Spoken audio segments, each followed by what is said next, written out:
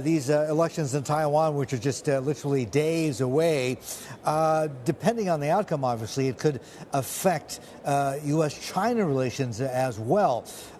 Right now, according to the polling, it is unlikely to be the KMT coming back and likely to still be the DPP. What, in your mind, is that going to mean?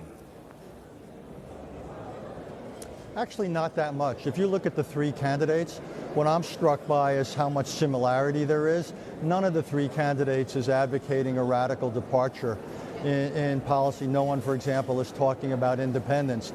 So China will not be happy if the DPP candidate wins. There'll probably be some shows of military force in the vicinity of Taiwan. But I don't think any outcome is going to change the fundamentals of the status quo. The presidential election later at the end of this year coming up in November, and this is a big if, but if it is Trump 2.0, what would that do for U.S.-China relations? Well, coming back to your previous question, Martin, actually the U.S. election in November might have more to do with the future of Taiwan than Taiwan's election this week. Because there could be a large gap between what Mr. Biden would do with a second term and what Mr. Trump would do in a second term. In terms of U.S.-China relations, I'll be honest with you, I actually think there's been more continuity than change between Donald Trump and Joe Biden. You can only say that about a few other things, maybe Afghanistan, maybe trade. But again, you and I would be hard-pressed to find some big differences between the Trump policy and the Biden policy. That said, in a second term, Mr. Trump has already talked about a 10% across-the-board tariff.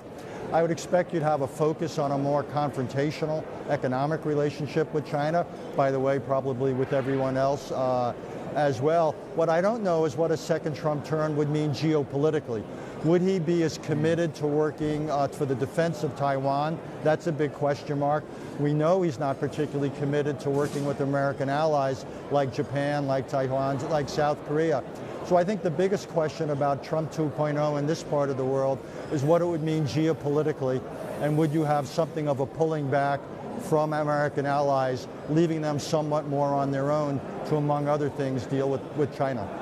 Hi, I'm Emily Tan, and thanks for watching CNBC. You can check out more of our videos by clicking on the boxes on the screen, and don't forget to subscribe to the channel for more. Thanks for watching.